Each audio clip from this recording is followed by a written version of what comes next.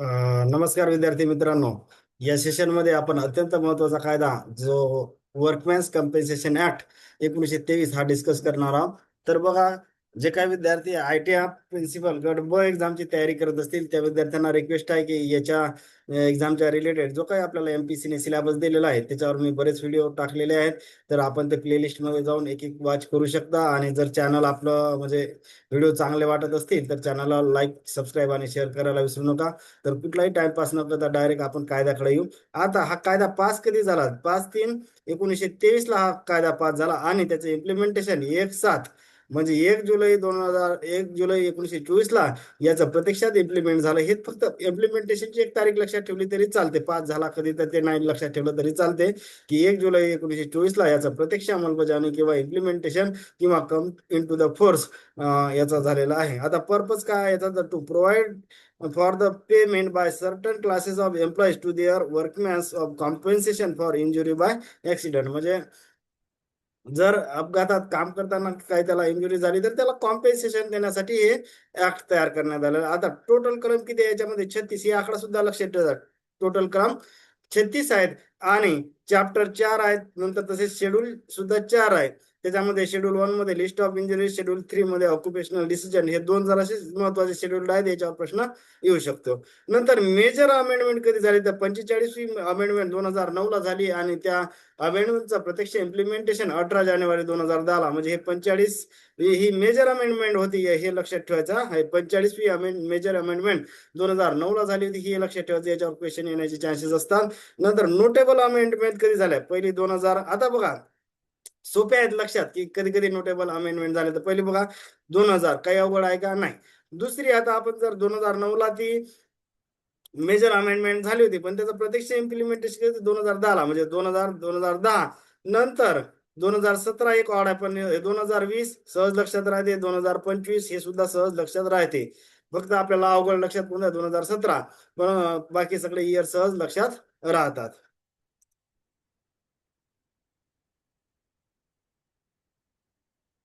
हा, नंतर याच्यामधले आता बघा, मी सांगितलं की शेड्यूल सुद्धा 4 आहेत, चॅप्टर सुद्धा 4 आहेत. तर बघा, पहिल्या चॅप्टर मध्ये काय झालं असतं? प्रिलिमिनरी आहे तो. त्याच्यामध्ये सेक्शन 1 आणि 2 हे कोणताही बघा, कोणत्याही कायद्याच्यामध्ये प्रिलिमिनरी मध्ये कलम 1 आणि कलम 2च असते आणि पहिले चॅप्टर तेच असते. नंतर चॅप्टर 2 मध्ये काय झालेलं की वर्कमॅन्स कॉम्पेन्सेशन आहे, त्याच्यामध्ये कलम 3 ते 18 दिलेले आहेत. नंतर 3 मध्ये काय दिलेलं आहे? कमिशनर दिलेला आहे. नंतर त्याच्यामध्ये काय दिलं? सेक्शन 19 ते 31 दिलेला आहे. नंतर रूल्स दिलेला आहे 32 ते 36 इथपर्यंत. हे सगळं म्हणजे टोटल आपण बघितलं की 36 कलम आहे.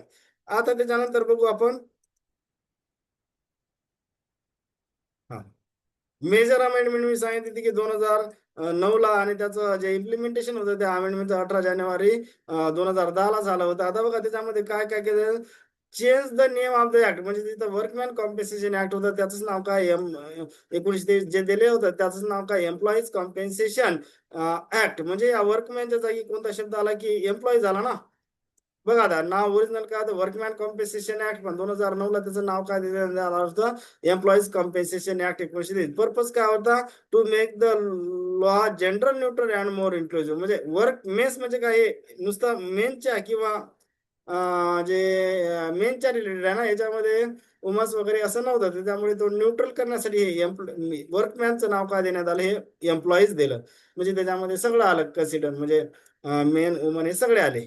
आता दुसरं आहे की रिप्लेसमेंट ऑफ द वर्ड. कोणता? वर्कमॅनच्या जागी काय आलं की रिप्लेसमेंट कोणता वर्ड दिला? एम्प्लॉईज हा वर्ड रिप्लेस केलेला आहे पूर्ण कायद्यात.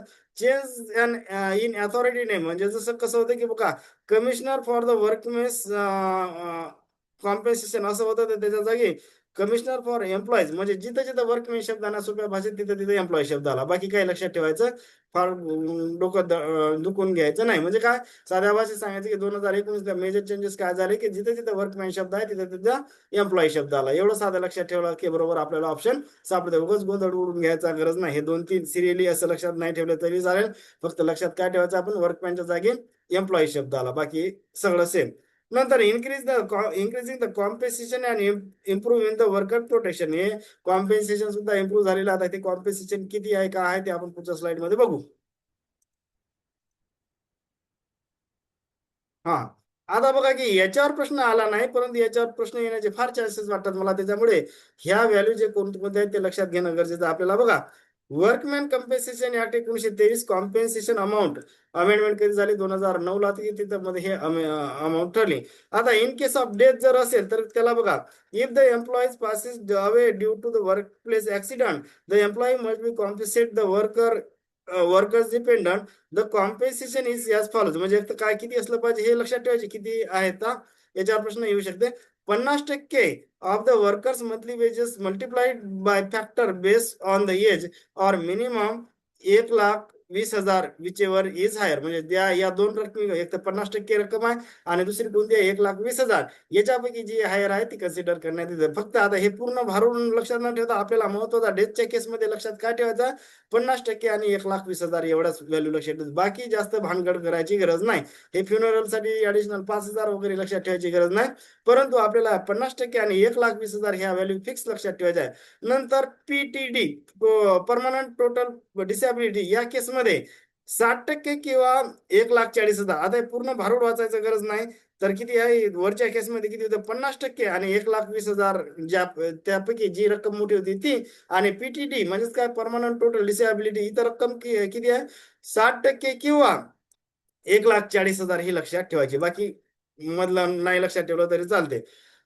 नंतर परमनंट पार्शियल डिसॅबिलिटी मध्ये काय झालं? But for partial but permanent disability, compensation is calculated based on the percentage of the disability as per the injury schedule in the act. म्हणजे हे काय लक्षात नाही ठेवलं तरी चालेल. नंतर टेम्पररी डिसॅबिलिटी मध्ये किती सांगितलं? If the worker suffer a temporary injury they can receive the half monthly payment that is equal to 25% of the monthly wages. हे 25% किंवा हाफ हे लक्षात ठेवायचं. पण आला क्वेश्चन तर मला वाटतं की आला तर या दोन वर येऊ शकते, डेथ आणि परमनंट टोटल डिसॅबिलिटी. डेथ साठी किती सांगितलं मी? 50%, 1,20,000. परमनंट म्हणजे PTD साठी, परमनंट टोटल डिसॅबिलिटी साठी किती? 60%, 1,40,000. या दोन तरी व्हॅल्यू लक्षात ठेवणं महत्वाचं आहे. क्वेश्चन आला तर याच्यावर येऊ शकते.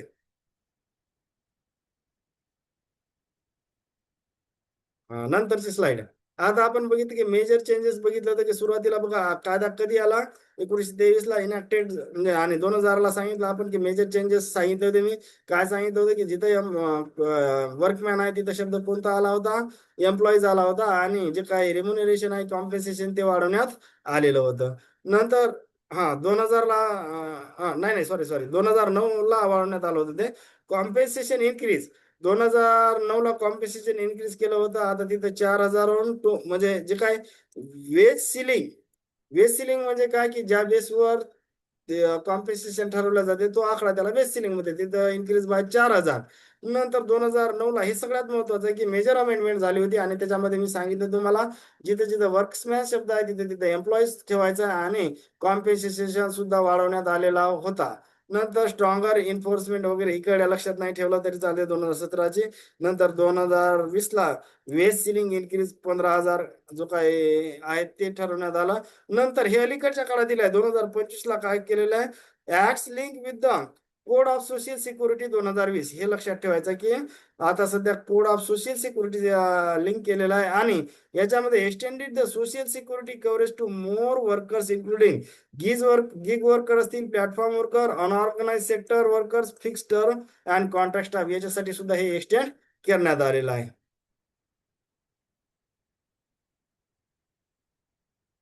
नंतर मी सांगितलं की 4 शेड्यूल असतात. पहिल्या शेड्यूल मध्ये काय? लिस्ट ऑफ इंजुरीज सांगितलं. दुसऱ्या शेड्यूल मध्ये काय? Categories of the employees. 2 नंबरच्या शेड्यूल मध्ये कॅटेगरीज ऑफ द एम्प्लॉईज सांगितलं.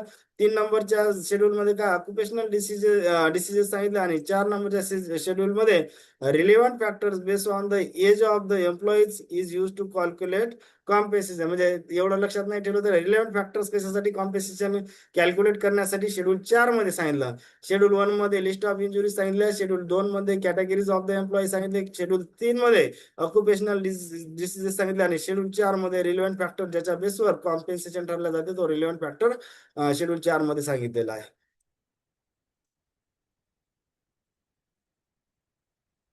नंतर आता बघा की आपण बघितलं की पहिले चॅप्टर कोणतं होतं? प्रिलिमिनरी होतं. त्याच्यामध्ये 2 कलम आहेत, सेक्शन 1 आणि 2. टू सेक्शन 1 मध्ये काय शॉर्ट टायटल एक्सटेंड आणि कमेन्समेंट हे प्रत्येक कायद्याचं तेच असते. नंतर सेक्शन 2 मध्ये डेफिनेशन असतात. कुठलाही कायदा बघा तर 2 मध्ये डेफिनेशन दिलेले आहे. आता महत्वाच्या डेफिनेशन कोणत्या तर बी मध्ये काय कमिशनर सांगितलं. कमिशनरची डेफिनेशन 2B मध्ये सांगितली.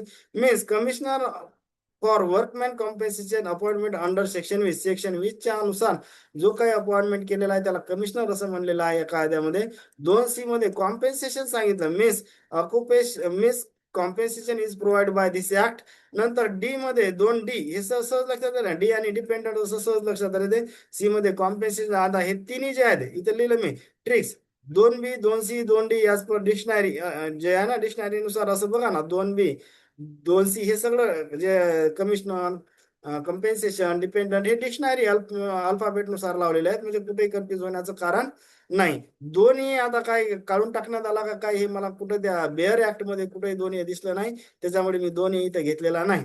आता डिपेंडेंट मध्ये काय कोण कोण डिपेंडेंट असू द्या डिसिजेस वर्कमॅन मध्ये नेमली विडो असू द्या मायनर असू द्या सन अँड अनमॅरिड हे सगळ्या गोष्टी daughter, widow, mother, if wholly depend on the earning of the workman at the time of his death, a son, daughter who has attained the age of 18 years. हे सगळे लोक dependent मध्ये येणार.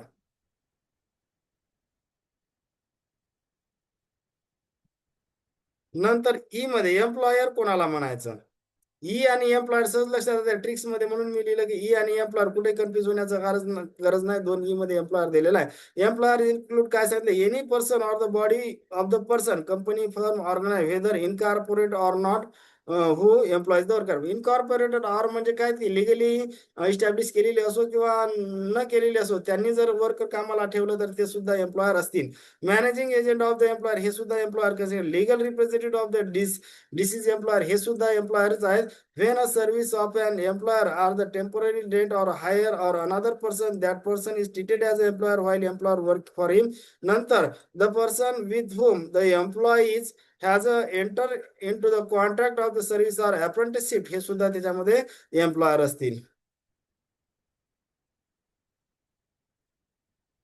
हा नंतर 2F 2FF हा अत्यंत महत्वाचा कलम आहे. मायनर मायनर म्हणजे काय की means a person who has not attend the age of 18 म्हणजे ज्या व्यक्ती त्यांना 18 वर्ष वय पूर्ण केलेलं नाही त्यांना मायनर म्हणतात. मायनर म्हणजेच काय की लेस दॅन 18 इयर्स जे आहे त्यांना मायनर.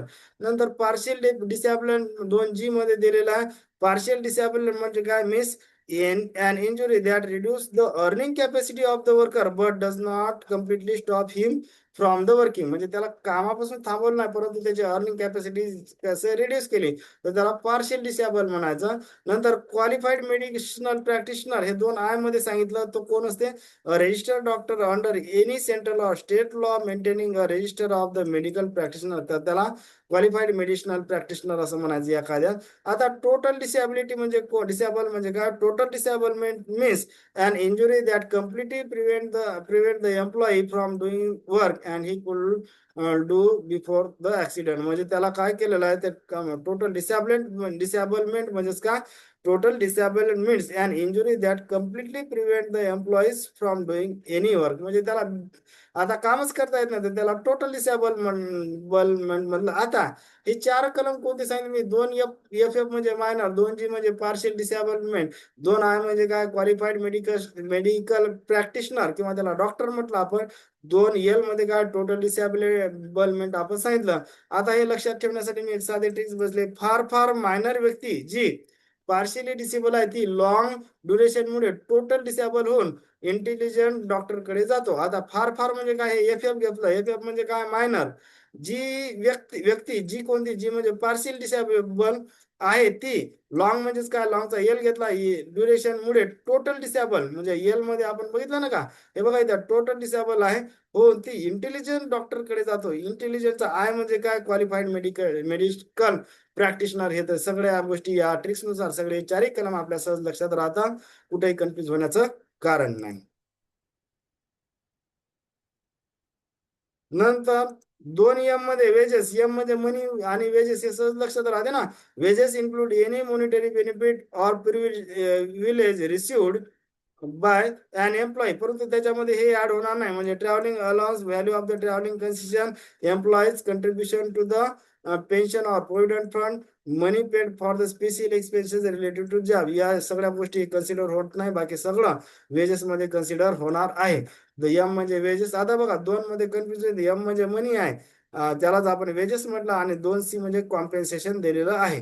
होप करतो की बऱ्याच गोष्टी मी फास्ट मध्ये सांगितलं समजल्या असतील काही, तर चॅनलला लाईक, सबस्क्राईब आणि शेअर करायला विसरू नका. थँक्यू.